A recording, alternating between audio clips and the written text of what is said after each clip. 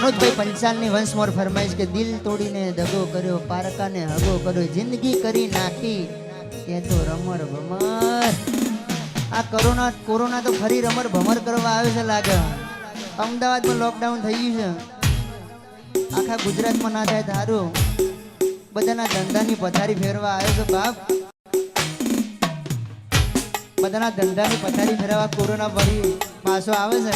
પણ વંશમર મારા